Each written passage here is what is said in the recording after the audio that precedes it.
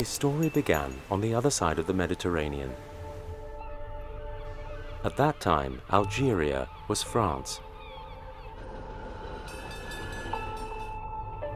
Since 1830, hundreds of thousands of immigrants from the poorest regions of France, Spain and Italy had come to this African land to invent themselves a future. On the night of November 7th, 1913, a storm was rumbling. It was on this farm, without a midwife or a doctor, that little Albert was born. His mother, Catherine Camus, was of Spanish origin. His father, Lucien, was a farm worker. The land was poor, in the grip of malaria.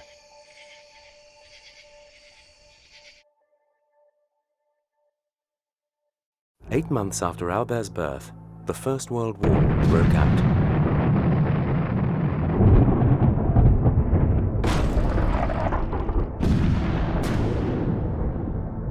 Lucien Camus crossed the Mediterranean for the first time. He went to fight in a cold and unknown land. After 2 days of fighting, he was hit in the head by shrapnel. From his hospital bed, he wrote to his wife, "I've been injured. It's nothing. Your husband." He died a week later. Camus would never forget this lesson in courage.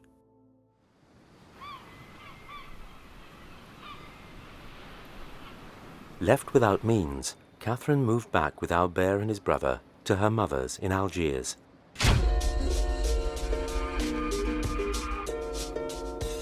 They lived in Rue de Lyon, in the poor, working-class neighborhood of Belcourt. C'est des gens pauvres, quoi. C'est l'équivalent d'une cité.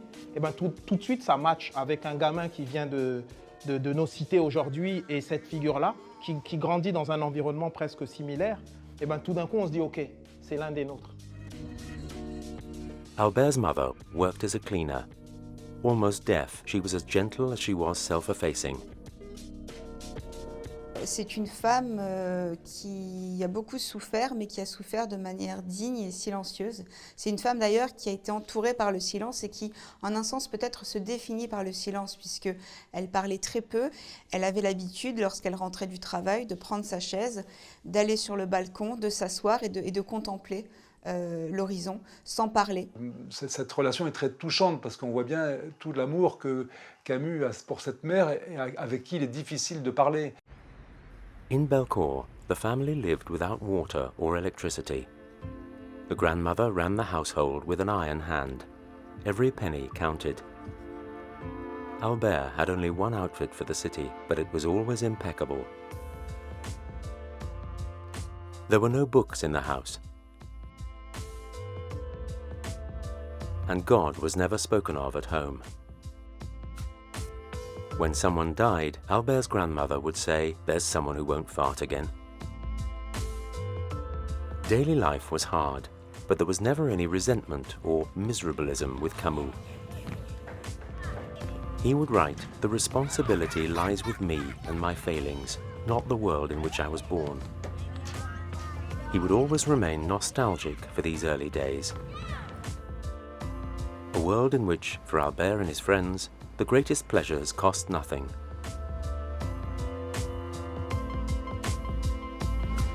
The joys of swimming in the sea. The feeling of sand and salt on his skin. Albert lived for the moment. That was his strength, and he would never lose it. Camus, c'était une force de la nature, c'était une boule d'énergie. Il adorait courir, marcher, se promener, se baigner. Another free pleasure, playing football with his friends. When you play, whether you're the son of a cleaner or a lawyer, all children are equal. Vous avez joué goal, je crois. Oui, j'étais goal au Racing universitaire algérois qui portait d'ailleurs les couleurs du Racing Club de Paris.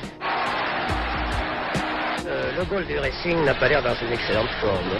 Oh, il ne faut pas l'accabler, c'est quand on est au milieu des bois qu'on s'aperçoit que c'est difficile. Camus est le gardien. Et Il est concrètement gardien de but, mais dans son approche des choses, c'est quand même quelqu'un qui protège et qui est gardien de valeurs, gardien d'une vision du monde, finalement gardien d'humanité. En fait. Je n'ai connu que dans les sports d'équipe, au temps de ma jeunesse, cette puissante sensation d'espoir et d'exaltation qui accompagne les longues journées d'entraînement jusqu'au jour du match, victorieuse ou perdue. Le peu de morale que je sais, je l'ai appris sur les scènes de théâtre et dans les stades de football qui resteront mes vraies universités.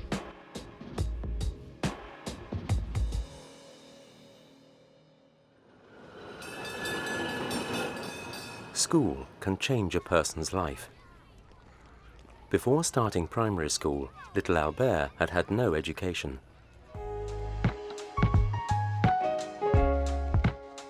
It was there that he met an outstanding teacher, Louis Germain, the man to whom he would owe everything. This teacher saw something special in Albert, a unique sensitivity. Monsieur Germain, c'est quelqu'un qui a ouvert Camus à la littérature et au monde. Et il a très vite remarqué que Albert n'était pas un enfant comme les autres, qu'il avait une curiosité, une intelligence, une finesse d'esprit qui était assez exceptionnelle pour son âge. Il se rend compte que cet enfant est particulier. Et il faut en faire quelque chose. On ne peut pas laisser ça comme ça. Et donc il pousse cet enfant, il va le chercher cet enfant. Pushed by Mr. Germain, the young Camus was top of the class. On prize day, Mosquito, as his teacher nicknamed him because of his small stature, was the first to step up to the podium. His mother is more than a little proud of him. Et Mémé d'ailleurs, elle dit toujours il a la tête. Albert, il a la tête. Albert was an excellent student, but his grandmother was against him going on to secondary school. He was old enough to bring home a small salary.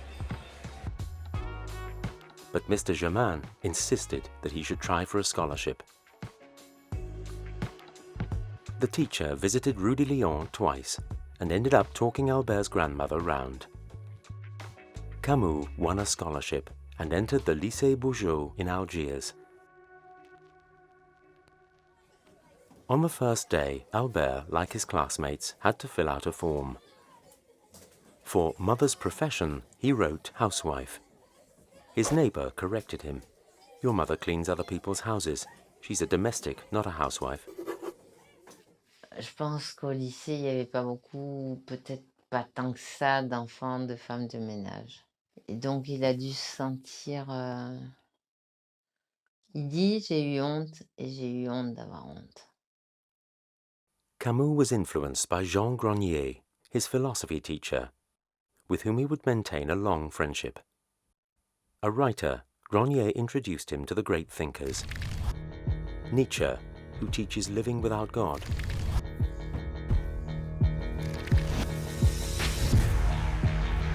Nietzsche, whose photograph Camus would keep all his life.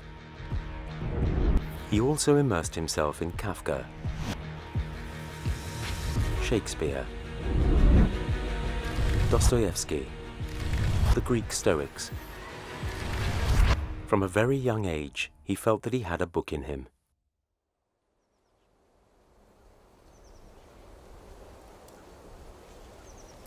Albert lived life to the full, but one day, in the middle of a game of football, he collapsed.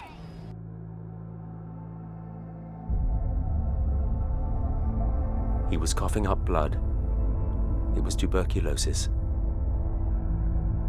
Camus, il n'a pas pris conscience de la mortalité en lisant un texte existentialiste ou en lisant Kierkegaard. Il a pris conscience de la mortalité en le regardant en face, en se disant « je suis en train de mourir là, je crache du sang, potentiellement je peux mourir ». His right lung was seriously damaged. At the time, it was a death sentence. He left Algiers for a spell in a sanatorium. Il sait que tout ça peut s'arrêter. Et comme il a conscience très tôt que tout ça peut s'arrêter, il veut vivre et il vit. Despite the illness, he obtained his degree in philosophy. But in 1935, another attack of tuberculosis prevented him from qualifying to be a teacher.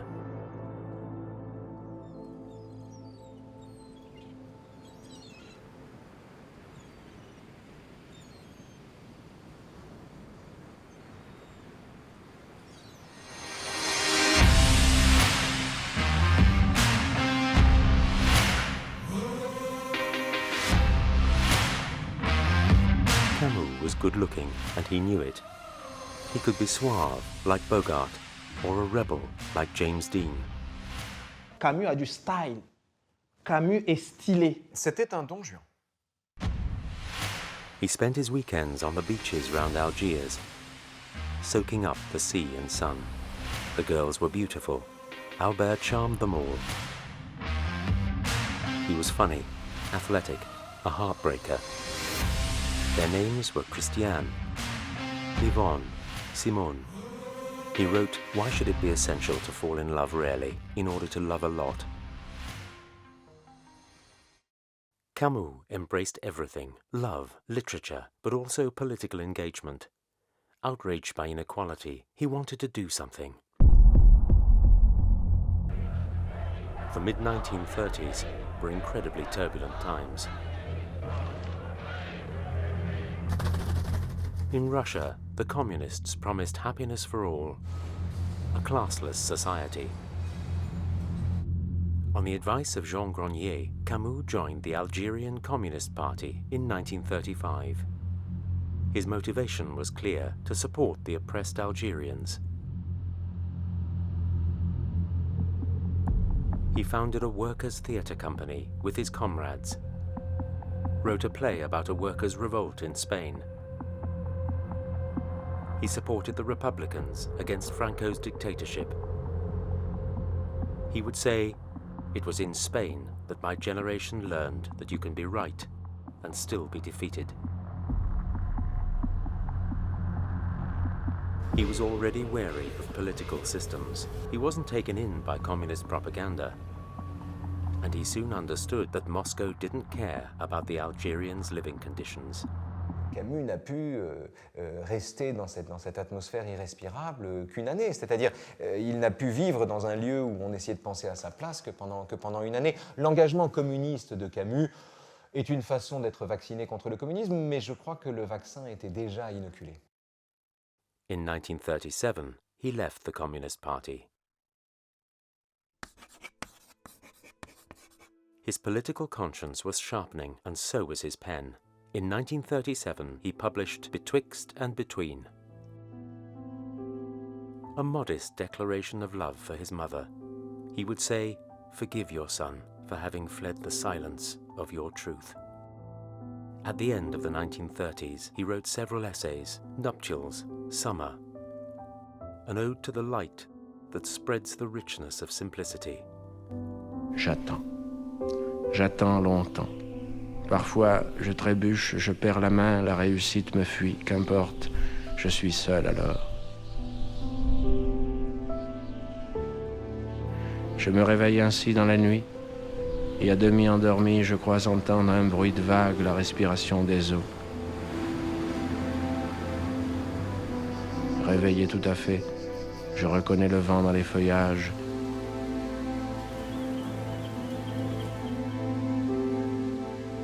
Je n'ai pas trop de tout mon art pour cacher ma détresse ou l'habiller à la mode. Albert was writing, but he had to earn a living. His friend, the writer Pascal Pia, who ran the daily paper the Alger Républicain, hired him as a journalist. At the paper, Camus' journalism gave a voice to the voiceless. A series of articles would mark the paper's history. In June 1939, he spent several weeks living in the Kabylia region. He denounced colonial exploitation and called for voting rights for all. C'est une description assez clinique de la situation des Kabyles, à savoir l'absence d'écoles, l'absence d'hôpitaux, les enfants et les parents qui meurent de faim. He wrote, "In Tizi Ouzou, I saw children in rags fighting with dogs over the contents of a rubbish bin." Misère en Kabylie montre bien que s'il y a bien un occidental soucieux des douleurs qui lui sont épargnées, c'est lui, et c'est même le premier à en parler. But the Alger Républicain adventure was cut short. Banned, the newspaper was renamed Le Soir Républicain. In it, Camus published an article on the freedom of the press. It was censored. On the eve of the war, he no longer had a job or a future in Algeria. 1939. The sound of marching boots rang out all over the world. In Italy, Il Duce ignited the crowds. Japan occupied China. Hitler launched his surprise offensive on Poland.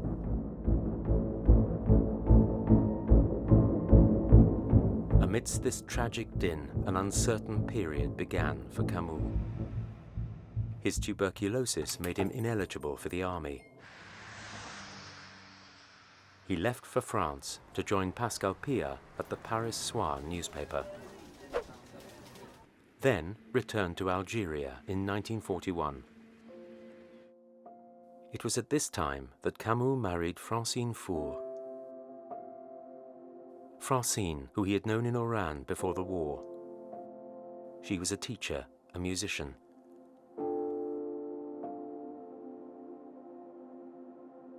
In Oran, with no regular income, Albert lived with his in-laws. His spirits were low. He was 27 years old and saw himself as a failure. But a book would suddenly project him into the spotlight. The Stranger. Its opening lines would become famous. Aujourd'hui, maman est morte. Ou peut-être hier, je ne sais pas. J'ai reçu un télégramme de l'asile. Mère décédée, enterrement demain, sentiment distingué. Cela ne veut rien dire, c'était peut-être hier. The Stranger is a story of a simple man, Meursault. He works, makes love, goes swimming, but says little. He doesn't respect the social norms. He doesn't cry on the day of his mother's funeral. Meursault, c'est quelqu'un qui ne joue pas le jeu. Dans un monde où tout le monde ment, eh ben lui, il dit la vérité. Il dit tout le temps la vérité, ce qu'il ressent, il le dit. Et d'une certaine manière, pour moi, Meursault, c'est le symbole absolu de l'honnêteté. Pour moi, Meursault est atteint de ce que j'appellerais la folie de la sincérité. Ce qui distingue ce personnage, c'est qu'il ne veut jamais dire plus qu'il ne sent.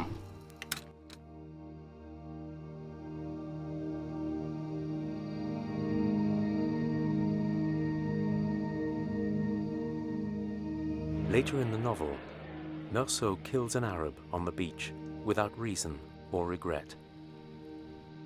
At his trial, the jurors condemn him to death, more for his apparent indifference than for the crime itself. The jurors reassure themselves by demonizing him. C'est une scène qui décrit à la perfection la manière dont on a un besoin maladif de fabriquer des monstres.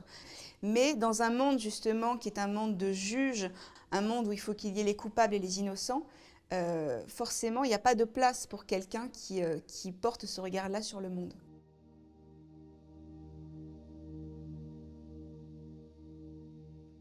Camus sent the manuscript of The Stranger to the Gallimard publishing house in Paris. Pascal Pia and André Malraux sung its praises. Gallimard were enthusiastic and published it in 1942.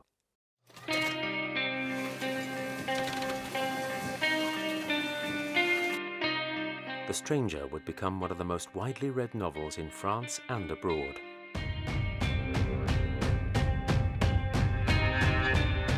Camus was Meursault, a rebel in love with truth. From the 1960s, nonconformists, libertarians, and rock musicians would identify with him. He inspired a single by The Cure. Patti Smith dedicated a song to him. She said, "When I want to be better, I think of Camus." Camus appeared on walls, in graffiti, in drawings, inked onto skin. He became an iconic figure, and it was in the Paris of the 1940s that the exiled pied noir started to emerge from the shadows.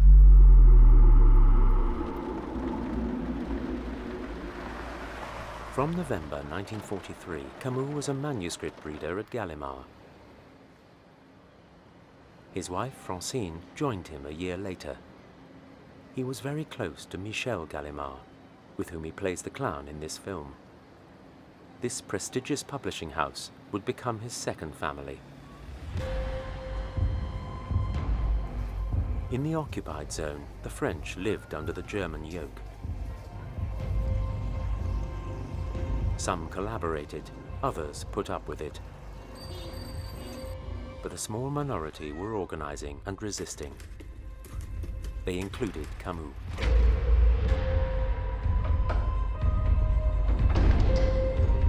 He joined the underground newspaper, Combat, a paper that called for resistance against the occupying forces.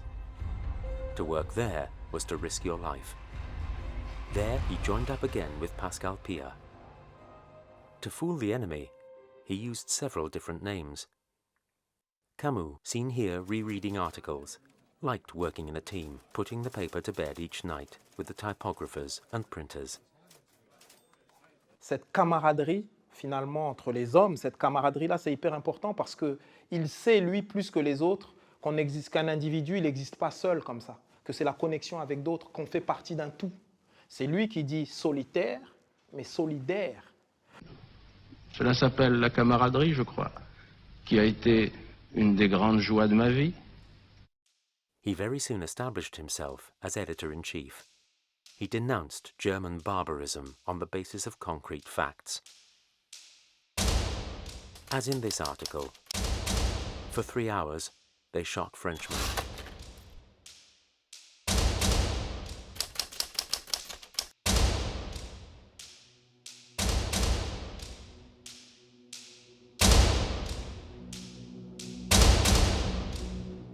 In it, he describes in detail the execution of 86 prisoners by the Nazis, the crushed bodies, the faces disfigured by bullets.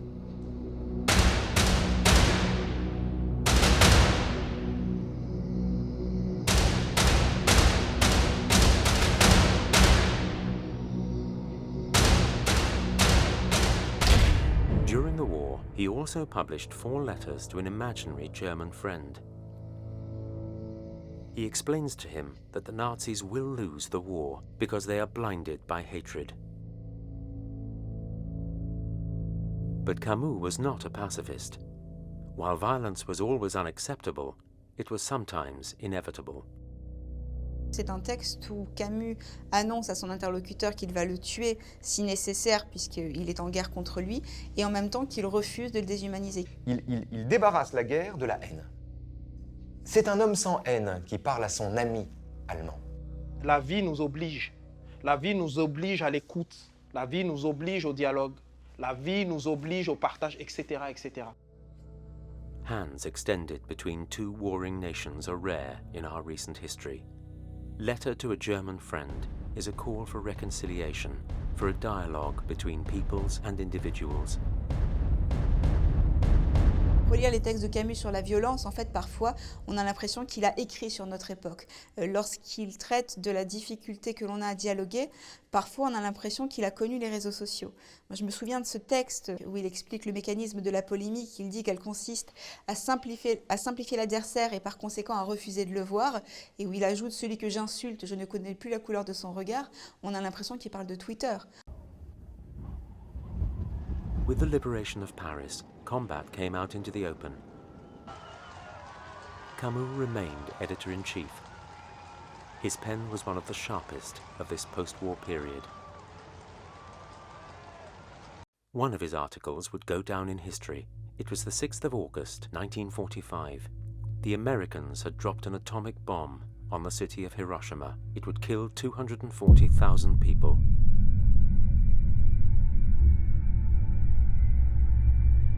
Camus was one of the few to anticipate the threat of a nuclear apocalypse.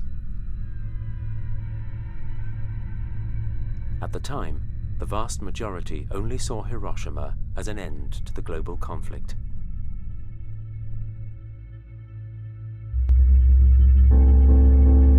Ces hommes, nés au début de la Première Guerre mondiale, qui ont eu 20 ans au moment où s'installait à la fois le pouvoir hitlérien et les premiers procès révolutionnaires.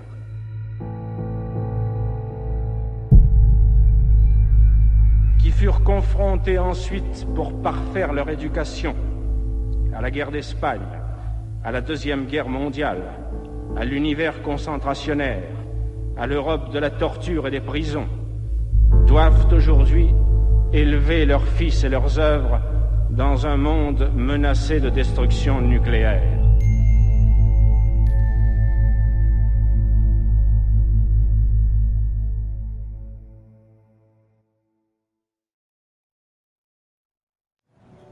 After the liberation, Albert and Francine decided to stay in Paris. The Stranger was a success, and there was no question of going back to Oran.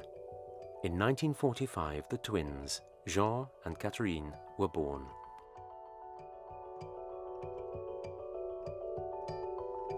The Camus were broke, but this post-war period was joyful. At that time, Saint-Germain-des-Prés was the place where intellectuals, artists, and young people set the world to rights. They drank, danced, listened to jazz. They came back to life.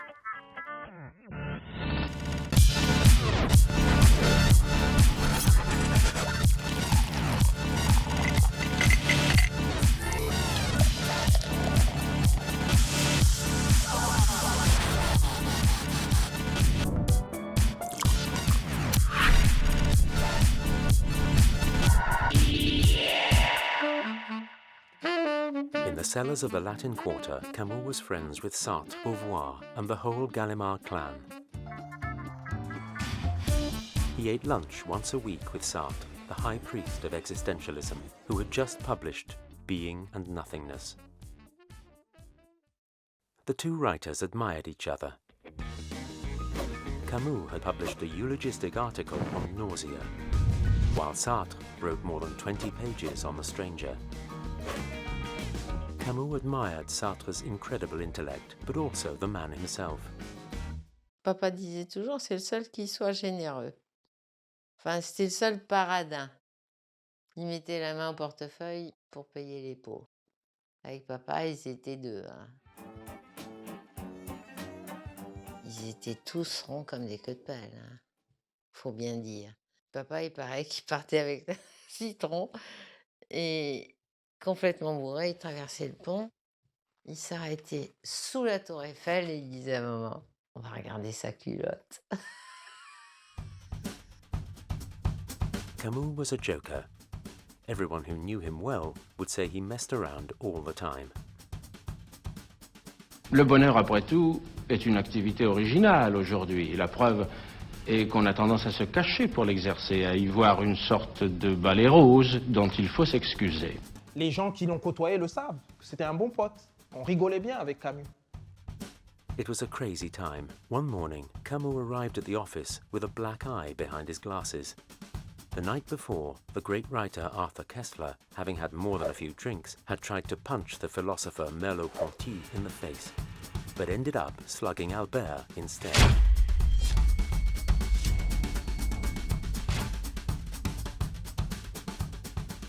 Another time, Camus saw Sartre going to great lengths to chat up a girl on the terrace of the Café Flore. He asked him, "Why do you go to so much trouble?" Sartre replied, "Have you seen my face?" Sartre admirait Camus pour deux choses. D'abord, Camus avait une meilleure descente que lui. Il tenait mieux l'alcool et puis il avait plus de succès. Ou plus exactement, il n'avait pas besoin de déployer une sorte de génie vertigineux pour avoir du succès. Sartre, il est en mode Gainsbourg. Camus was effortlessly charming, and he took pride in his appearance, his famous Bogart-like style. His friends all knew when a pretty girl walked past, Camus would be lost to them. And the women came and went. But one remained. The Spanish actress Maria Cazares. Camus nicknamed her the Only One. Maria met Camus at the theatre during the war.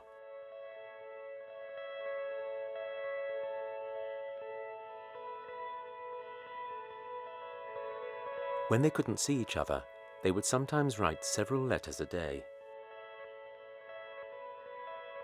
Il y a une lettre de Maria où elle lui dit « mais ils ne se sont pas vus depuis 3-4 jours », ce qui pour eux est une éternité. Et il lui dit, mais je vais m'allonger, je vais plus bouger jusqu'à ce que tu reviennes. Et elle lui dit, mais sauras-tu me réveiller, sauras-tu être mon prince charmant? C'est très familier avec Maria. C'est vraiment son âme sœur.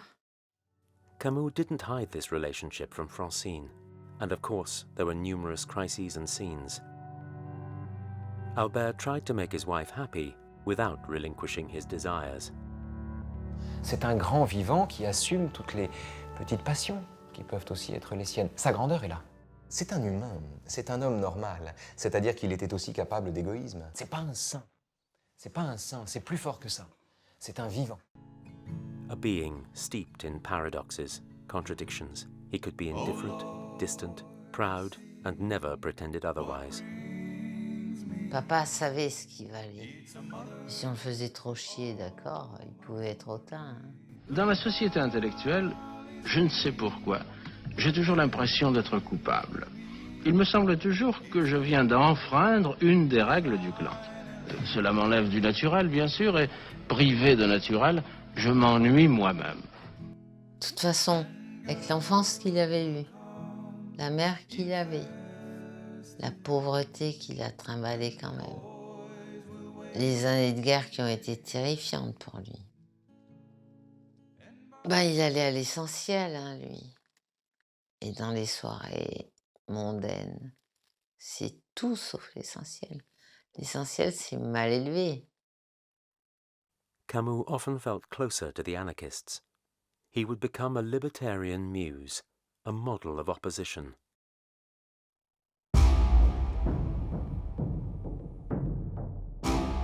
The Communist Party had immense prestige. The Stalinist system extended its grip to Eastern Europe, to Cuba, and many intellectuals supported it, starting with Sartre. Camus was realistic. He devoted several texts to the dangers of indiscriminate violence in the service of an uncertain ideal. The first was the play The Just Assassins, which he staged in 1949. It's the story of a group of revolutionaries facing a dilemma. Should they throw a bomb to kill a tyrant, at the risk of sacrificing the children accompanying him?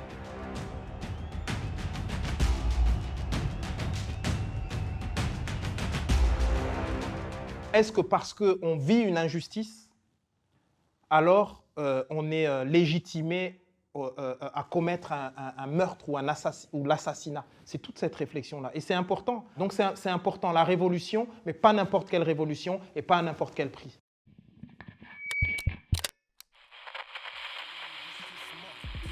Frère, je veux vous parler franchement et vous dire au moins ceci que pourrait dire le plus simple de nos paysans.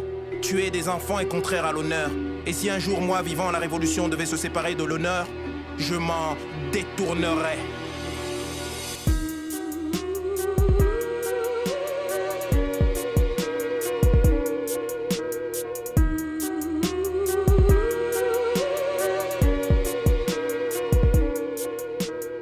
This question, asked in The Just Assassins, still resonates today. It reminds us of terrorist attacks that kill innocent people, like in Nigeria. Il y a eu, il y a 2-3 ans, une tentative d'attentat de Boko Haram. Il y a une des 3 femmes qui, reconnaissant un enfant qui était le sien, dans le camp, a refusé de faire exploser sa ceinture. On est exactement dans un modèle camusien, exactement. Et tout l'espoir du monde est là.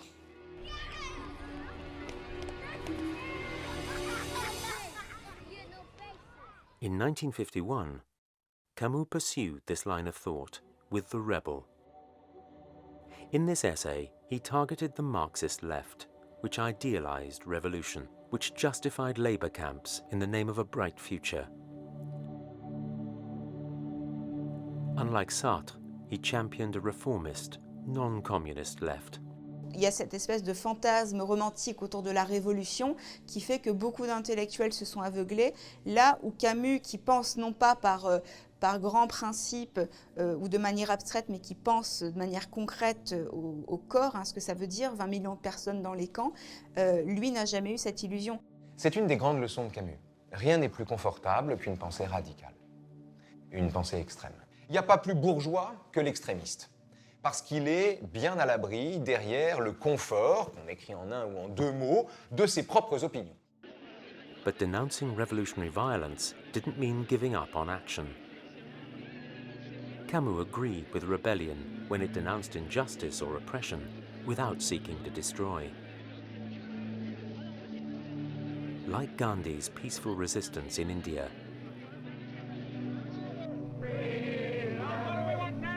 or Martin Luther King's civil rights marches in the United States.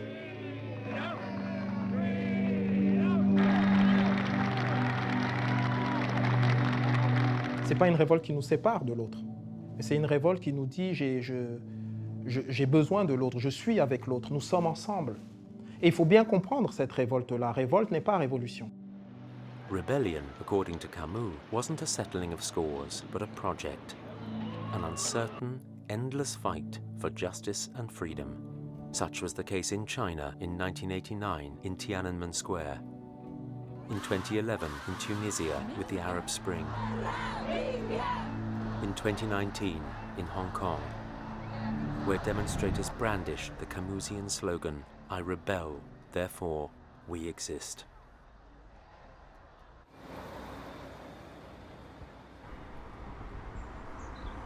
In 1952, the publication of The Rebel provoked a memorable argument.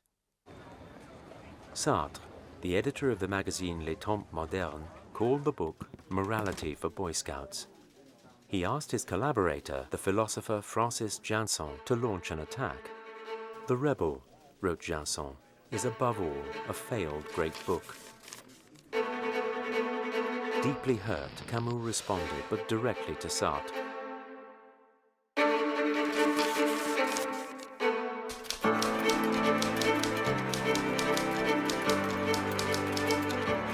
To the editor, the truth of an idea isn't judged upon whether it's right or left-wing. If the truth seemed to me to be with the right, I'd go along with it. I'm getting tired of receiving lessons from critics who have done no more than turn their armchairs in the direction of history.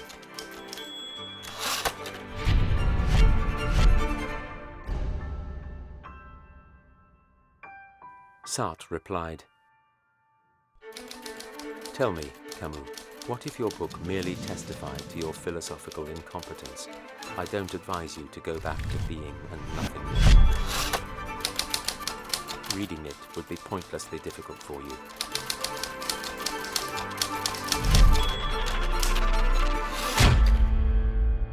The two friends would never speak again. J'étais vers lui pour lui dire bonjour. Je lui ai dit, mais papa, t'es triste? Il m'a regardé, il m'a dit, je suis seule. Et j'ai rien pu dire. Ouais, il était vachement seul. The brutality of the attacks hurt Camus. He fled Paris as soon as he could. He headed for the light of the south of France, where he joined his friend, his brother, René Char. René Char, 6'2", a rugby player. He broke noses, broke a finger. He was in the resistance from the very start. Camus considered him to be the greatest contemporary poet. He edited him at Gallimard. He loved this force of nature, rooted in his village in the Luberon, who made no compromises. Char measured Camus' feeling of exclusion, but he reassured him in the face of the Parisian critics. Il avait dit, non mais Albert, c'est des suppositoires. Et qu'est-ce que ça fait un suppositoire? Ça fond. Char had seen it all. He had led operations against the Nazis. Il sait ce que ça fait que de se retrouver avec un homme décapité devant les yeux, que de commander sa mise à mort. Et c'est justement parce qu'il sait ça qu'il a trouvé que L'homme révolté était un texte magnifique. Though Camus was isolated in France, he was recognized abroad by the greatest democratic figures, the dissidents Solzhenitsyn, Pasternak, Miloš, all three winners of the Nobel Prize for Literature, and the philosopher Hannah Arendt, who analyzed the origins of totalitarianism. Hannah Arendt, elle écrit une lettre de 4 lignes à Camus en disant « Je veux vous rencontrer, j'aime votre homme révolté ». Elle a demandé à rencontrer Camus et elle dit mais parmi tout le lot, Sartre et les autres, il n'y en a qu'un seul qui vaut la peine, c'est Camus. Lui, il a tout compris.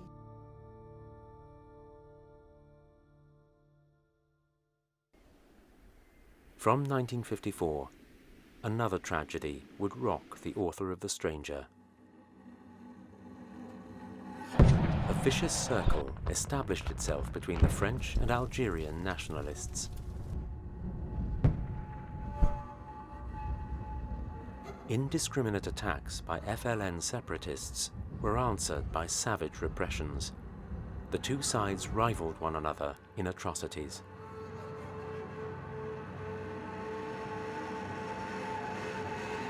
Part of the left, with Sartre, called actively for decolonization. The right wanted Algeria to remain French. Camus, the Pied Noir, was conflicted. He said, Algeria is where I feel pain, as others have pain in their lungs. Il est totalement en prise avec ce pays, il voit bien tous les dysfonctionnements, il les a décrits suffisamment, et en même temps, il ne se résout pas à ce que ce pays puisse être abandonné par une partie de sa population, et qu'on dise à 1 million de personnes, vous n'êtes pas chez vous, c'est même pas rentrer chez vous, c'est partez de là, quoi, dégagez de là. Donc ça, évidemment, ça ne peut pas marcher, enfin, ça ne peut pas fonctionner. Camus fought for reconciliation between the two communities. He advocated a system that would give more rights to the Arab populations, but he couldn't contemplate the idea of outright independence. Seulement Camus, lui, ne veut pas l'accepter. Il ne l'accepte pas, effectivement, c'est même pas une question politique, il n'accepte pas, c'est charnel pour lui. Il y a vraiment quelque chose de complètement irrationnel à ce moment-là chez Camus. Pour comprendre la position de Camus sur l'Algérie, c'est que lui a dû se dire, mais expliquer à ma mère qu'en fait un jour, elle va devoir partir parce qu'elle n'est pas chez elle, c'est quelque chose qui, de l'ordre de l'inconcevable. Mais je pense qu'il y a quand même une erreur politique, c'est de considérer que les choses peuvent être encore arrangées alors qu'il est trop tard. Elles auraient pu être arrangées dans les années 30, peut-être au début des années 40, mais en 54, 55, il est trop tard déjà. Horrified by the thousands of deaths of the innocent people sacrificed on both sides, Camus published several articles in L'Express. In January 1956, he appealed for a civilian truce in Algiers. He wrote, "Each death drives the two populations further apart. Tomorrow, they will no longer confront one another across a gulf, but over a mass grave." But by defending a nuanced approach, he passed for a traitor on the right as on the left. Il a tenu et il continue à tenir la position la plus difficile, qui est la position du juste milieu. L'incapacité camusienne à élire un camp aux dépens d'un autre devrait nous servir de guide pour comprendre ce qui se passe dans le conflit israélo-palestinien. C'est-à-dire, si chaque fois qu'il y a une catastrophe là-bas, les représentants des différentes communautés prenaient la parole pour défendre l'argumentaire de la communauté d'en face, alors, il y a d'excellents arguments des deux côtés. Pour défendre l'argumentaire de la communauté d'en face, pédagogiquement, on ferait des progrès formidables. Isolated and threatened, Camus saw that politically his message wasn't getting across. From that moment on, he would say nothing. And it was during this period of suffering that the writer attained unexpected glory.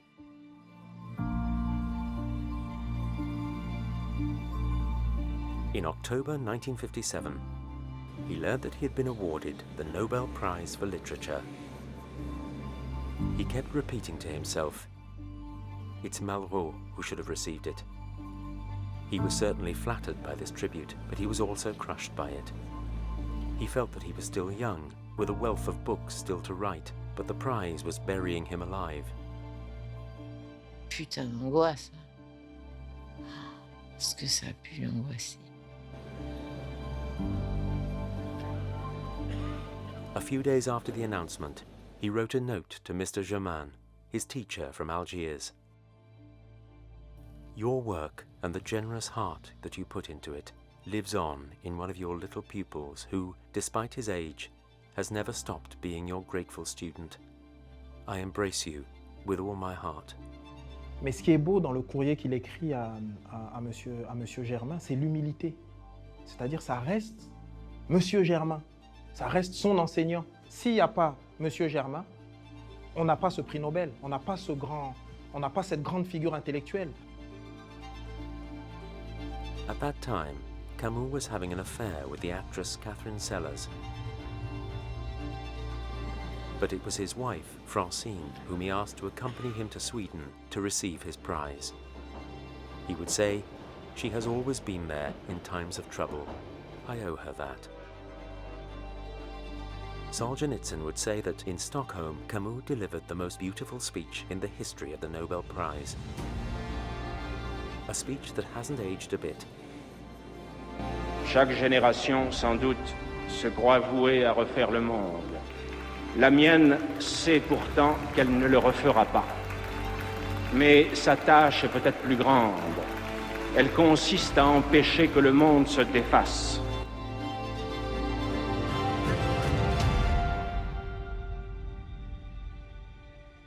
In the days that followed, a scandal broke out. Camus was accused of saying nothing about Algeria. He replied, "At the moment, bombs are being planted on the trams in Algiers. My mother could be on one of those trams. I believe in justice, but I will defend my mother above justice." Some journalists truncated this sentence and made him say, "Between justice and my mother, I choose my mother," which is, of course, completely different. This misquote made him seem indifferent to the fate of the Algerian people, while his whole life showed the opposite.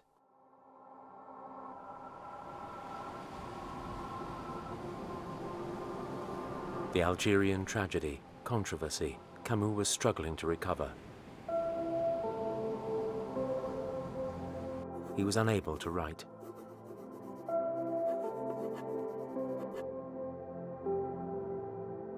He found peace in Greece, with Maria Cazares and the Gallimards.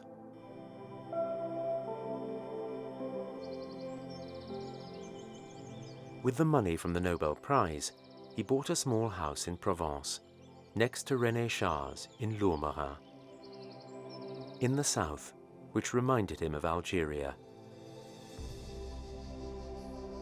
He got up every morning at dawn to walk in the countryside.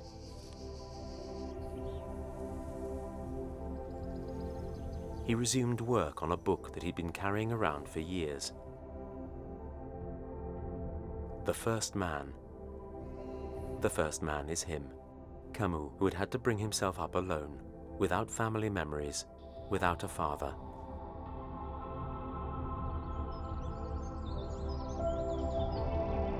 At the end of 1959, Camus spent Christmas with his family in Lourmarin. Before going back to Paris, he wrote 3 letters. The first to Mette Evers, a Danish student with whom he had fallen madly in love. "I am waiting for you, full of strength and passion, my beloved, my little girl, my darling lover." The second he wrote to Catherine Sellers. "See you on Tuesday, my darling. I'm kissing you already and bless you from the bottom of my heart." The third letter was to Maria Cazares. "I have no more reason to deprive myself of your laughter or our evenings together, nor my homeland. I am kissing and holding you close to me until Tuesday, when I will start over again." After New Year's Eve, he put his family on a train to Paris. Then he set off in the car with his friend Michel Gallimard. They were driving fast. On January 4th, 1960, at 1:55 p.m., on a stretch of straight road, the car crashed into a tree. Albert Camus was killed instantly. His bag was found in the wreckage. Inside it were the pages from an unfinished novel, The First Man. It ended with the words, "To die without rebellion." The manuscript was dedicated to his mother, to you who will never be able to read this book.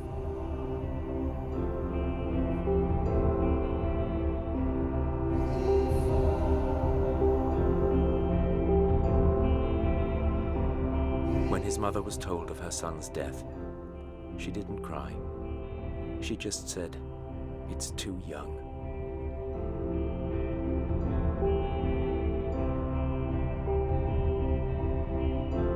Recevoir et donner, n'est-ce pas après tout le bonheur, la vie innocente dont je parlais au commencement? Mais oui, c'est la vie elle-même, forte, libre, dont nous avons tous besoin. Allons donc nous occuper du prochain spectacle.